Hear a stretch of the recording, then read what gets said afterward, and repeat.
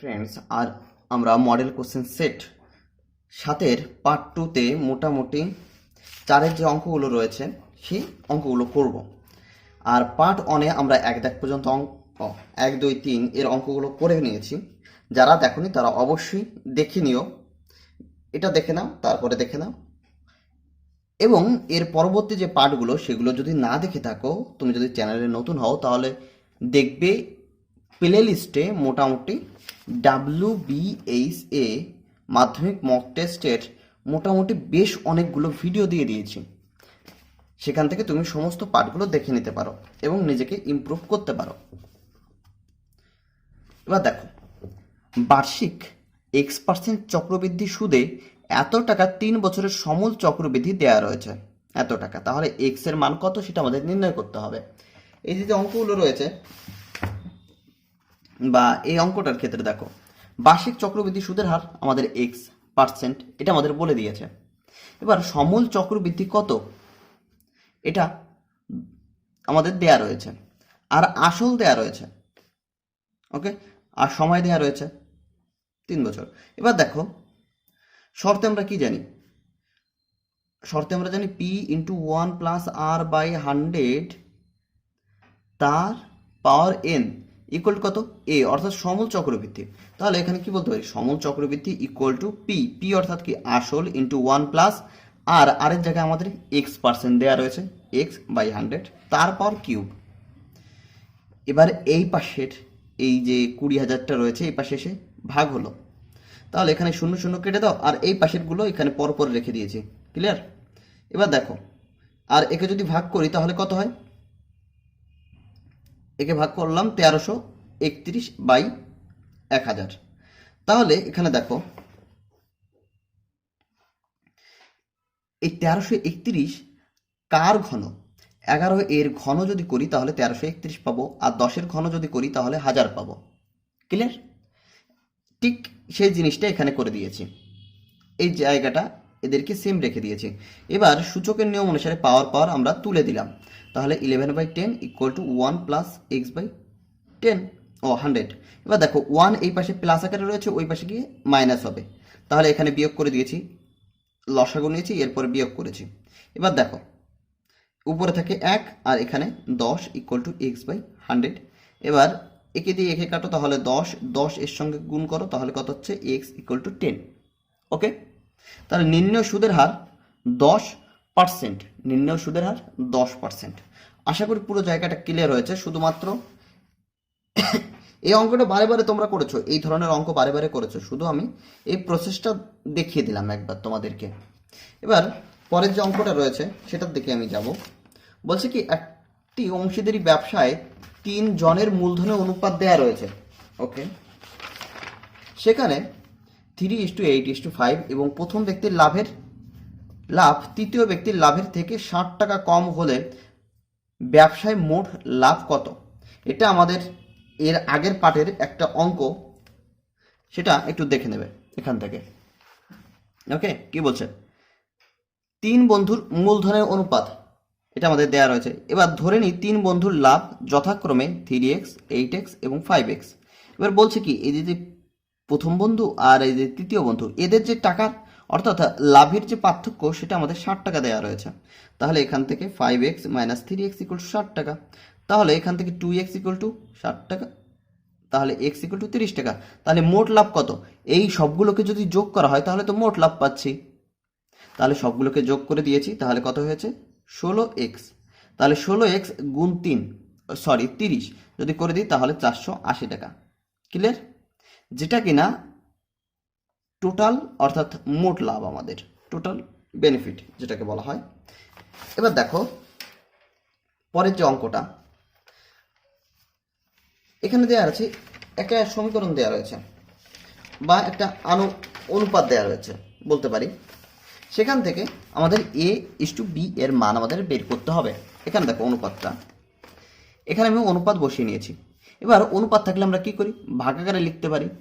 তারপরের লাইনে আমরা ভাগাকারে লিখে দিয়েছি a + b √ab equal to 2/a 1। এবার এদেরকে যদি বর্গ করি তাহলে a + b তার হোল স্কয়ার ইকুয়াল টু কত? a² + 2ab plus of B square. আর রুট এ বি এর হোল স্কোয়ার করলে এ বি পাবো। আর 2 এর স্কোয়ারে কত হয় 4, 1 এর স্কোয়ারে 1। এবার যদি আমরা আর গুণ অর্থাৎ একান্তর প্রক্রিয়ায় যদি গুণ করি তাহলে কি হবে, 1 এর সাথে এই পুরোটার গুণ আর 4 এর সঙ্গে এ বি এর গুণ, তাই তো A square plus twice A B plus B square equal to 4ab। এবার 4ab ওই পাশে গেলে কি হবে, বিয়োগ হবে। তাহলে 2ab থেকে যদি -4ab চলে যায় তাহলে থাকছে কত, -2ab। তাহলে a square -2ab plus of B square equal to 0, এটা আমরা পাই। এবার যদি আমরা একটু খেয়াল করি যে এটা কার সূত্র পড়েছে, a - b তার হোল স্কোয়ার, তাহলে a - b তার হোল স্কোয়ার ইকুয়াল টু 0। এবার 0 এর হোল স্কোয়ার দিলাম, তাহলে কি মানের কোনো পরিবর্তন হয় না, তাহলে হোল স্কোয়ার বাদ দিলাম, তাহলে a - b ইকুয়াল টু কত হয় 0। ক্লিয়ার? এবার এই b যদি ওই পাশে পাঠিয়ে দিই তাহলে কত হবে প্লাস, তাহলে a ইকুয়াল টু b। এবার b যদি এই পাশে এনে ভাগ করি তাহলে a বাই b হবে, এবং এখানে কিছু না নেই অর্থাৎ a সগ 1 রয়েছে, a সগ 1 রয়েছে, তাহলে এখানে কত থাকে 1, আর এই 1 যদি এই পাশে গিয়ে ভাগ হয় তাহলে কত হয় 1/1, তাহলে a/b ইকুয়াল টু 1:1। ক্লিয়ার হলো? তাহলে নির্ণেয় a/b এর মান 1:1। একবার একটু দেখে নাও, ভালো করে দেখে নাও এবং এটাকে তুলে নাও অঙ্কটা। এবার পরে প্রশ্নতে আমি যাই, দেখো কি বলেছে। এখানে একটা সমীকরণ দেওয়া আছে, সমীকরণের সমষ্টি সমীকরণের বীজদ্বয়ের সমষ্টি তাদের গুণফলের সমান হলে ওকে কে এর মান কত সেটা আমাদের নির্ণয় করতে বলেছে। এই অঙ্কের উত্তরে একটু ভুল রয়েছে, আমি প্রথমে বলে দিই।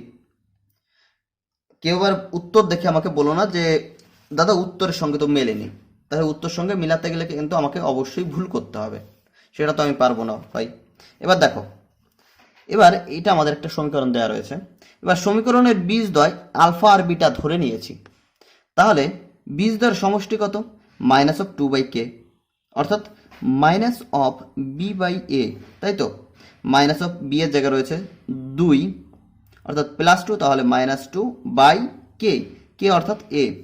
আর বীজদ্বয়ের গুণফল c, এটা আমাদের c/a, তাহলে k কেটে যায় তাহলে থাকে 3। এবার আমরা বলতে পারি যে বীজদ্বয়ের সমষ্টি পেয়েছি এইটুকু আর বীজদ্বয়ের গুণফল পেয়েছি এইটুকু, তাহলে এইটুকু আর এইটুকু সমান, তাহলে এখানে -2k ইকুয়াল টু 3, তাই তো -2/k ইকুয়াল টু 3, তাহলে এখান থেকে 3 এই পাশে এসে কি হবে, ভাগ হবে, তাহলে k ইকুয়াল টু কত পাচ্ছি -2/3, k ইকুয়াল টু -2/3 পাই, তাই তো। তাহলে নির্ণয় k এর মান কত, -2/3। ক্লিয়ার হচ্ছে? যদি কোথাও অসুবিধা হয় সেটা আমাকে জানাবে কিন্তু। এবার তারপরের অঙ্কটা আমি দেখে নিচ্ছি। এই পার্টটা বেশ বড় বড় অঙ্ক রয়েছে, এই কারণে একটু সময় তো লেগেছে অঙ্কগুলো করতে। তুমি একটু বারবার একটু প্র্যাকটিস করে নেবে। ম্যাক্সিমাম অঙ্কগুলো এখানে যেগুলো রয়েছে সেগুলো কিন্তু বইয়ের থেকে দেয়া, সুতরাং এগুলোকে নেগলেক্ট করে তুমি যেতে পারো না। এবার দেখো, একটা বৃত্তের দুটি জ্যায়ের দৈর্ঘ্য 6 সেমি আর 8 সেমি দেওয়া রয়েছে। এবার ছোট দৈর্ঘ্যের জ্যাটি বৃত্তের কেন্দ্র থেকে 4 সেমি দূরে অবস্থিত হলেও অপর জ্যাটি বৃত্তের কেন্দ্র থেকে কত দূরে অবস্থিত হবে।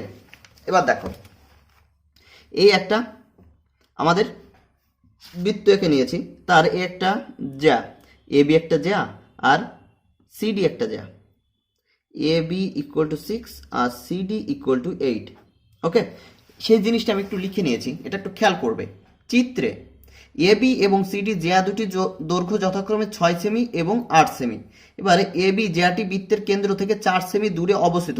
এ বি যেহেতু আমাদের ছোট, তাহলে এটা বলেছে ছোট যে জ্যা রয়েছে সেটা আমাদের 4 সেমি, অর্থাৎ এখান থেকে 0 থেকে ই পর্যন্ত 4 সেমি দূরে অবস্থিত, অর্থাৎ ও ই ইকুয়াল টু 4 সেমি।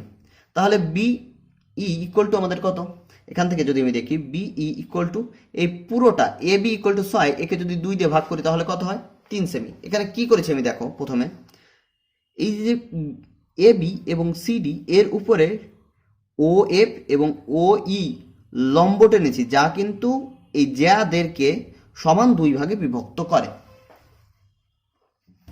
এবার এখান থেকে সিএফ অথবা এফডি বলতে পারো ইকুয়াল টু কত, এফ সিডি ইকুয়াল টু 8, তাকে যদি 2 দিয়ে ভাগ করি তাহলে এই অর্ধেক অর্ধেকের মান আমরা পেয়ে যাব, তাহলে 4 সেমি। এবার তাহলে ও বি, অর্থাৎ ও বি, এখন দেখো ও ই বি এই ত্রিভুজের এই কোণটা কত, 90 ডিগ্রি। তাহলে অতিভুজ তার হোল স্কোয়ার ইকুয়াল টু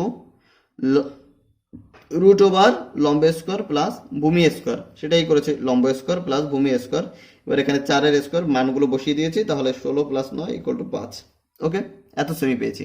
এখন O B equal to O D equal to 5 সেমি। দেখো তো ও বি ও ডি এরা কি বৃত্তের কি ব্যাসার্ধ, তাহলে এদের দৈর্ঘ্য সমান। তাহলে ব্যাসার্ধর দৈর্ঘ্য যদি সমান হয় তাহলে ও এফ এর মান জিজ্ঞাসা করেছে, এটা আমাদের 90 ডিগ্রি। তাহলে সমকোণী ত্রিভুজের একটা বাহুর দৈর্ঘ্য, এটা ধরে নিই লম্ব, লম্বের দৈর্ঘ্য ইকুয়াল টু রুট ওভার অতিভুজ তার হোল স্কোয়ার মাইনাস অফ ভূমি তার হোল স্কোয়ার, সেটা আমি এখানে লিখেছি। দেখো এখানে অতিভুজ তার হোল স্কোয়ার মাইনাস অফ ভূমি তার হোল স্কোয়ার, এবার মান বসিয়ে দাও। তাহলে এখানে কত হয়, 25 - 16, তাহলে কত থাকে, 9 থাকে। আর 9-এর বর্গমূল কত হয়, 3। ওকে, তাহলে নির্ণয় বড় জ্যাটি কেন্দ্র থেকে কত দূরে অবস্থিত, 3 সেমি দূরে অবস্থিত। আমি প্রথম থেকে আরেকবার দেখাচ্ছি তোমাদেরকে, তুলে নেবে।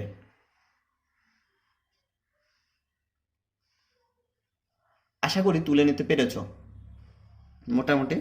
এবার চলো পরের অঙ্কতে আমি চলে যাচ্ছি। পরের যে অঙ্কটা রয়েছে 6 নম্বর, দেখো এ বি সি সমদ্বিবাহু ত্রিভুজের পরিকেন্দ্র ও এবং কোণ একটা দেওয়া রয়েছে এ বি সি কোণ ইকুয়াল টু 120 ডিগ্রি। 120 ডিগ্রি এটা কি কোণ, স্থূল কোণ না সূক্ষ্ম কোণ? এটা অবশ্যই স্থূল কোণ। তাহলে স্থূল কোণের ক্ষেত্রে আমরা একটা জিনিস কিন্তু জানি যে যখন স্থূল কোণ হবে, এটা যদি বৃত্ত হয় তাহলে স্থূল কোণটা এই যে জ্যা, ওকে, জ্যা থেকে কিন্তু কম দৈর্ঘ্যের অর্থাৎ উপরের দিকে অর্থাৎ কম ব্যাসার্ধ বিশিষ্ট বৃত্তাংশ নিয়ে যে কোণ উৎপন্ন হয় সেখানে কিন্তু স্থূল কোণ দেয়। তাহলে এটা 90 ডিগ্রি। তাহলে এই জ্যা আর এই চাপ মিলে এখানে আমাদের একটা স্থূল কোণ দেবে, তাই তো?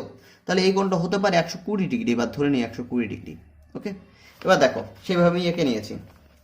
এ বি সি একটা ত্রিভুজ যার পরিকেন্দ্র ও, যার পরিকেন্দ্র আমাদের ও, সেটা দিয়েছি। ত্রিভুজ এ বি সি একটা সমদ্বিবাহু ত্রিভুজ, সমদ্বিবাহু ত্রিভুজ যার A B equal to A C, এটা আমি নিয়ে নিয়েছি। ওকে, এবার কোণ বিএসি কোণ ইকুয়াল টু 120 ডিগ্রি, যা একটি স্থূল কোণ। তাহলে এই বিসি বাহুর যে পাশে এ রয়েছে তার বিপরীত পাশে আমাদের কেন্দ্র থাকবে। সেটাই তো এখানে বললাম যে কেন্দ্র এখানে থাকলে তাহলে এই বাহুর বিপরীত দিকে অর্থাৎ এই কোণ যেখানে রয়েছে তার বিপরীত দিকে পাচ্ছি আমরা কেন্দ্র, তাই তো, এই বাহুর সাপেক্ষে। ঠিক একই জিনিস এখানে লিখে দিয়েছি। এবার পরিবৃত্তের ব্যাসার্ধ O B O C equal to 5 সেমি আমাদের দেয়া রয়েছে। এবারে এ বিন্দু থেকে বিসি এর উপর এডি লম্ব টানা হলো। তাহলে এডি এখানে লম্ব টানছি, যার বর্ধিত অংশ এই ওতে গিয়ে মিশেছে। দেখলাম এডি কে এখানে লম্ব টানো এবং এটাকে টেনে সামনের দিকে বাড়িয়ে দাও, তাহলে দেখা গেল এটা ও বিন্দুতে মিলে গেছে। এবার দেখো এই কোণের মান কত, এটা 60 ডিগ্রি, এটা আমাদের 60 ডিগ্রি। আবার এই বাহু সমান, তাই তো, যেহেতু আমাদের ব্যাসার্ধ। তাহলে এটা 60 ডিগ্রি হলে এইটা কত হবে, এটাও অবশ্যই 60 ডিগ্রি হবে। তাহলে 60 ডিগ্রি, এটাও 60 ডিগ্রি, তাহলে এই কোণের মান কত, এটাও 60 ডিগ্রি। কারণ 3 কোণের সমষ্টি 180 ডিগ্রি, 120 আমি পেয়ে গেছি। তাহলে 120 যদি বাদ দিয়ে দাও, অপর কোণ তো আমার 60 ডিগ্রি বেরিয়ে যাচ্ছে, তাই না? তাহলে আমি বলতে পারি এটা একটা সমবাহু ত্রিভুজ। সেই জায়গাটা আমি একটু লিখে দিয়েছি। তাহলে ত্রিভুজ এ বি ও এর বি এ ও কোণ ইকুয়াল টু 60 ডিগ্রি, A B equal to O B হলে কোণ ও এ বি কোণ ইকুয়াল টু কোণ ও বি এ কোণ ইকুয়াল টু 60 ডিগ্রি। এবার বি ও এ কোণ ইকুয়াল টু 60 ডিগ্রি। সেই জায়গাটা আমি লিখেছি, যে জায়গাগুলো আমি বলে দিয়েছি। আমি এই ত্রিভুজের ক্ষেত্রটা নিয়েছি এ ও বি, এই ত্রিভুজের ক্ষেত্র একই জিনিস। ওকে, তাহলে এ বি ও একটা সমবাহু ত্রিভুজ। তাহলে এ বি ইকুয়াল টু 5 সেমি, যেহেতু আমাদের এই ব্যাসার্ধ দেওয়া রয়েছে, তাই না? তাহলে এ বি ইকুয়াল টু 5 সেমি, এ সি ইকুয়াল টু 5 সেমি, বাট বিসি এর মান আমরা এখনো বের করিনি। ওকে, এবার চলো তাহলে পরের অঙ্কটা চাই। বিসি এর মান আমাদের চাইনি, তাহলে নির্ণেয় এ বি বাহুর দৈর্ঘ্য 5 সেমি। ওকে, পরের যেটা রয়েছে 7, ওকে, ABCD একটা বৃত্তস্থ চতুর্ভুজ এবং ও ওই বৃত্তের কেন্দ্র। ক্লিয়ার? ও হলো ওই বৃত্তের কেন্দ্র। যদি CO D কোণ ইকুয়াল টু 120 ডিগ্রি হয় তাহলে BAC ইকুয়াল টু 30 ডিগ্রি হবে। তবে এখানে দুটো কোণের মান আমাদের জিজ্ঞাসা করেছে। দেখো, এটা আমরা এঁকে নিয়েছি, ওকে, চিত্রটা এঁকে নিয়েছি। এবার দেখো, চিত্রে ABCD বৃত্তস্থ চতুর্ভুজ। এবার COD কোণ অর্থাৎ COD কোণ, এই যে কোণটা, এটা আমাদের বলেছে 120 ডিগ্রি। আর BAC কোণ এটা দেওয়া আছে 30 ডিগ্রি, ওকে। তাহলে এখান থেকে BC চাপের উপর এই যে B আর C, এই যে একটা চাপ, এই চাপের উপর এই কোণটা BAC কোণ, এই কোণ, আর BOC কোণ অর্থাৎ এই কোণটা, এরা কি কোণ হয়? এ বৃত্তস্থ কোণ, আর এই চাপের ক্ষেত্রে এ হলো আমাদের কেন্দ্রস্থ কোণ। তাহলে বৃত্তস্থ কোণ কেন্দ্রস্থ কোণের অর্ধেক। তাহলে সেখান থেকে আমরা কেন্দ্রস্থ কোণ BOC কোণ ইকুয়াল টু 30 গুণ 2 ইকুয়াল টু 60 ডিগ্রি, এটা বের করে নিয়েছি। চাপ দ্বারা গঠিত বৃত্তস্থ কোণ BAC কোণ ইকুয়াল টু 30 ডিগ্রি দেয়া রয়েছে আমাদের কেন্দ্রস্থ কোণ। তাহলে 2 দিয়ে গুণ করলে আমরা কেন্দ্রস্থ কোণ পাই। এবার দেখো BOD কোণ, BOD কোণ, এই যে BOD কোণ, এই টোটালটা, অর্থাৎ তুমি এই দিকে ধরো, এই দিকে আমি ধরছি মোটামুটি, ক্লিয়ার? তাহলে এর মান কত আছে? BOD কোণ ইকুয়াল টু এই পুরো কেন্দ্রে কত ডিগ্রি উৎপন্ন করে? 360 ডিগ্রি মাইনাস 120 ডিগ্রি। কেন? এই যে একটা কোণ দেওয়া ছিল COD কোণ, তাহলে ওটা বাদ দিয়ে দিয়েছি। এবং BOC কোণ এইমাত্র বের করলাম 30 ডিগ্রি, সেটাকেও বাদ দিয়ে দিলাম। তাহলে কত হলো? 180 ডিগ্রি বাদ দেওয়ার পরে। এবার DAB চাপের উপর, এখানে দেখো DAB অর্থাৎ এই যে পুরো চাপটা, এই চাপের উপর এখানে দেখো, এটা আমাদের কেন্দ্রস্থ কোণ DOB, কেন্দ্রস্থ কোণ, যেটা কিনা এক সরল কোণ। আর বৃত্তস্থ কোণ কত? এই চাপের উপর এখানে BCD, এটা আমাদের বৃত্তস্থ কোণ। তাহলে এখান থেকে যদি আমরা বৃত্তস্থ কোণ বের করি তাহলে 180কে, অর্থাৎ এই কোণকে যদি আমরা 2 দিয়ে ভাগ করি তাহলে আমাদের বৃত্তস্থ কোণ পেয়ে যাচ্ছি, তাই তো? BCD কোণ। অতএব নির্ণেয় BOC কোণ ইকুয়াল টু 60 ডিগ্রি ও BCD কোণ ইকুয়াল টু 90 ডিগ্রি। এটা আমাদের বলেছিল। অবশ্য প্রথম থেকে একবার একটু দেখে তুলে নেবে।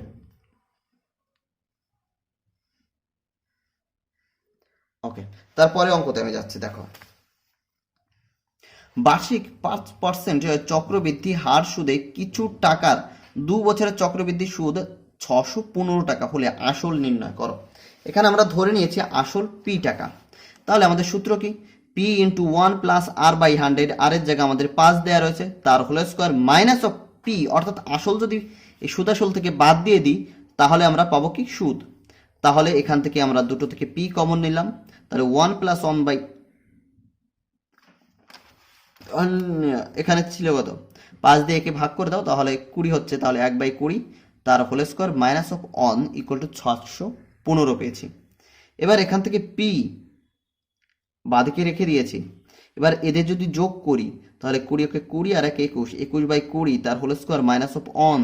এবার এর যদি বর্গ করি তাহলে কত হচ্ছে? 21 বর্গ 441 এবং 20 এর বর্গ 400, তার থেকে 1 বিয়োগ করে দিয়েছি, তাহলে 615 পেয়েছি।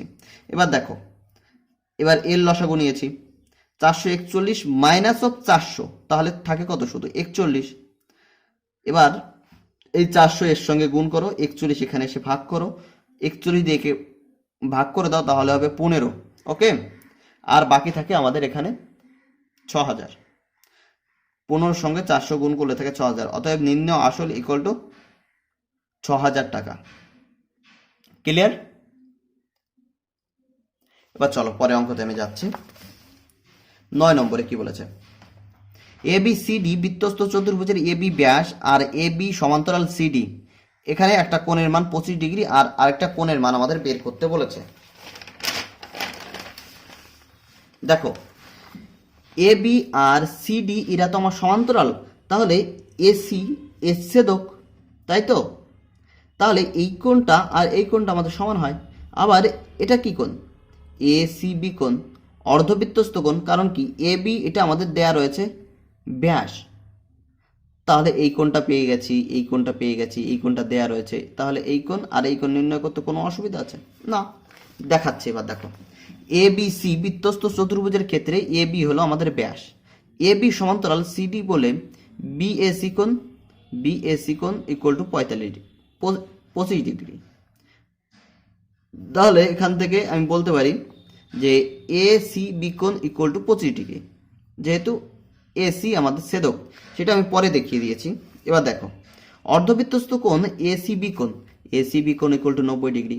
এবার এ বিসি কোণ ইকুয়াল টু কত, এই ত্রিভুজের থেকে যদি 90 ডিগ্রি আর 25 ডিগ্রি বাদ দিই 180 থেকে, তাহলে 180 থেকে 90 আর 25 বাদ দিলাম, তাহলে পেলাম 65 ডিগ্রি। এবার দেখো, তাহলে এডিসি কোণ, অর্থাৎ এডিসি কোণ, এই যে কোণটা আমাদের রয়েছে এই কোণের মানটা, ওকে, এডিসি কোণ, এই কোণের মানটা মোটামুটি আমরা 180 থেকে 65 বাদ দিলাম, অর্থাৎ এই কোণটা বাদ দিলাম, তাহলে 115। কারণ কি, বৃত্তস্থ চতুর্ভুজের বিপরীত কোণ দ্বয়ের সমষ্টি 180 ডিগ্রি। এবার যেটা প্রথমে বলেছিলাম, এ বি সমান্তরাল ডিসি এবং এসি তাদের ছেদক, সুতরাং এদের একান্তর কোণগুলো সমান হবে, সুতরাং এটা 25 ডিগ্রি হবে একটা কোণ। তাহলে এবার ডিএসি কোণ, এটা আমাদের চেয়েছে ডিএসি কোণ, এই ত্রিভুজের ক্ষেত্রে এই কোণ পেয়ে গেছি, এই কোণ পেয়ে গেছি, এবার এই কোণের মান, তাহলে 180 থেকে 115 পেয়েছিলাম একটা কোণের মান, সেটা বাদ দিলাম, আর 25 পেয়েছিলাম আর একটা কোণের মান, সেটা বাদ দিলাম, তাহলে থাকে আমাদের 40 ডিগ্রি। ক্লিয়ার হলো?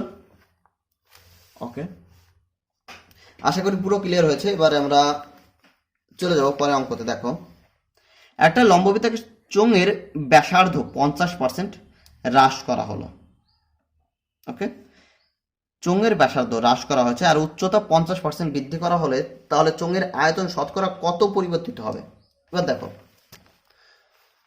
লম্ববৃত্তাকার শঙ্কুর ব্যাসার্ধ ধরে নিয়েছি এ একক এবং উচ্চতা ধরেছি এইচ একক, তাহলে শঙ্কুর আয়তন কত হয়? পাই এ স্কয়ার এইচ ঘন একক, ওকে। এবার ব্যাসার্ধ 50% হ্রাসে ব্যাসার্ধ হয় কত? এ মাইনাস এ এর 50%, তাহলে এখান থেকে যোগ বিয়োগ গুণ ভাগ করে আমরা পেয়েছি a/2 একক। এটা আশা করি বলতে হবে না, পার্সেন্টেজ থাকলে আমরা কি করি, 100 দিয়ে ভাগ করি, এর থাকলে আমরা গুণ করি, এবার একে ভাগ করলে হয় কত? 1/2, তাহলে a/2। এবার লসাগু কত হয়? 2a/a, তাহলে a/2। এবার উচ্চতা 50% বৃদ্ধিতে উচ্চতা কত হয়?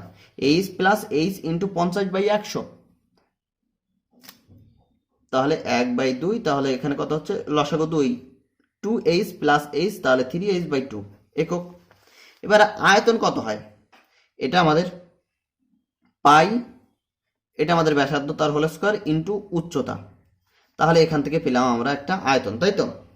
এবার দেখো, আয়তন বৃদ্ধি পেয়েছে, তাহলে পরের আয়তন থেকে প্রথমের আয়তনটা আমি বাদ দিয়ে দিলাম, তাহলে পরের আয়তন থেকে প্রথমের আয়তন বাদ দিলাম। এবার দেখা যাচ্ছে, এবার 3 এখান থেকে পাই এ স্কয়ার এইচ আমি কমন নিলাম, তাহলে 3/8 মাইনাস অফ 1, তাহলে 3/8 মাইনাস অফ 1, এর লসাগু কত?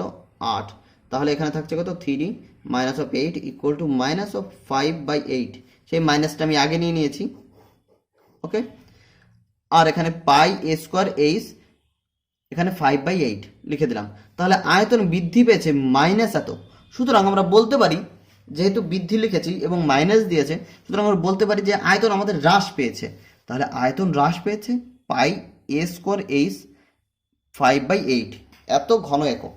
এবার শতকরা আয়তন কত হ্রাস পেয়েছে? এই যে যতটুকু হ্রাস পেয়েছে, পূর্বের যে আয়তন আছে সেটা নিচে দিয়ে দেবো, অর্থাৎ পূর্বের আয়তনের এত পার্সেন্ট, এত অংশ হ্রাস পায় ইন্টু 100 করে দিলে আমরা শতকরা পেয়ে যাই, তাহলে এইটুকু আর এইটুকু কেটে গেল, তাহলে 5/8 থাকে ইন্টু 100। এবার যদি একে দিয়ে একে কাটো এবং সেটাকে 5 দিয়ে গুণ করো, তাহলে 62.5 তুমি পেয়ে যাবে। তাহলে লিখবে নির্ণেয় শতকরা আয়তন হ্রাস পেয়েছে 62.5%। ক্লিয়ার? আশা করি পুরো বুঝতে পেরেছো, কোথাও অসুবিধা নেই। এবার দেখি আমি পরের অঙ্কটা দেখছি। যদি একটা গোলকের আয়তন ও পৃষ্ঠতলের ক্ষেত্রফলের সাংখ্যমান সমান হয়, তবে গোলকের ব্যাসার্ধ কত? দেখো, একটা গোলকের আয়তন আর পৃষ্ঠতলের ক্ষেত্রফলের সাংখ্যমান সমান বলেছে, তাহলে গোলকের ব্যাসার্ধ ধরে নিই আর একক। গোলকের আয়তন কি জানি? 4/3 পাই r কিউব, তাই তো? এটা আমরা সূত্র জানি। আর পৃষ্ঠতলের ক্ষেত্রফল 4 পাই r স্কোয়ার। তাহলে এদেরকে আমি সমান বলে দেবো, তাই তো?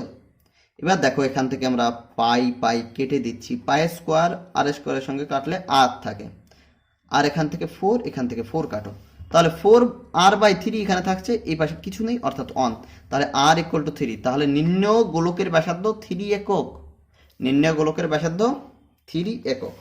তারপরে প্রশ্নটা দেখো, একটা লম্ববৃত্তাকার শঙ্কুর ভূমির ব্যাসার্ধ দেয়া রয়েছে, ভূমির ব্যাসার্ধ ও গোলকের ব্যাসার্ধের সমান, গোলকের ব্যাসার্ধ সমান, তাহলে ভূমির ব্যাসার্ধ আর গোলকের ব্যাসার্ধ সমান, ঠিক আছে। এবার শঙ্কুর আয়তন ও গোলকের সমগ্র তলের ক্ষেত্রফলের সাংখ্যমান সমান, তাহলে শঙ্কুর উচ্চতা কত? এখানে দেখো শঙ্কু আর গোলকের ব্যাসার্ধ = r একক। শঙ্কুর এখানে লিখতে পারো শঙ্কুর ভূমির ও গোলকের ব্যাসার্ধ = r একক, তাহলে শঙ্কুর উচ্চতা h একক, এটা আমরা ধরে নিয়েছি। এবার শর্তে শঙ্কুর ক্ষেত্রফল 1/3 পাই r² h এটা আমাদের গোলকের পার্শ্বতলের ক্ষেত্রফল 4 পাই r², তাই তো? তাহলে এদেরকে আমি সমান বলে দিলাম। এবার পাই পাই কাটো, r² কাটো, r² কেটেছি, পাই পাই কেটেছি, তাহলে h/3 এখানে থাকে, তাহলে 3 এই পাশে গিয়ে গুণ হবে, তাহলে h = 4 × 3, তাহলে h = 12, তাহলে নির্ণেয় শঙ্কুর উচ্চতা 12 একক। ওকে, বোঝা গেল? যদি কোথাও বুঝতে অসুবিধা থাকে সেটা আমাকে বলবে, আর যদি পুরো ভিডিও আমার সঙ্গে থেকে থাকো এবং অঙ্কগুলো বুঝে থাকো তাহলে লিখে দাও আই হ্যাভ ডান। পুরো অঙ্কগুলো যদি আমার সঙ্গে করে থাকো। একইভাবে বিভিন্ন পার্টের ভিডিওগুলো তোমরা প্লেলিস্টে পেয়ে যাই, সেখান থেকে অবশ্যই দেখে নিও। বন্ধু বান্ধবী যারা রয়েছে, যারা মাধ্যমিক পরীক্ষা দেবে, তাদেরকে শেয়ার করে দিও, এটা তোমাদের কাছে আমার একান্ত অনুরোধ। তোমাদের জন্য এত খাটছি, এটুকু তো তোমরা করতেই পারো, অন্তত 5 সেকেন্ড 10 সেকেন্ডের জন্য আমার জন্য একটু সময় বের করে তোমরা এটাকে শেয়ার করতে পারো তোমাদের বন্ধুদেরকে, যেখানে তোমাদের স্টাডি গ্রুপ রয়েছে সেখানেও শেয়ার করতে পারো। তাহলে চলো, আবার দেখা হবে, আবার কথা হবে সামনের ভিডিওতে।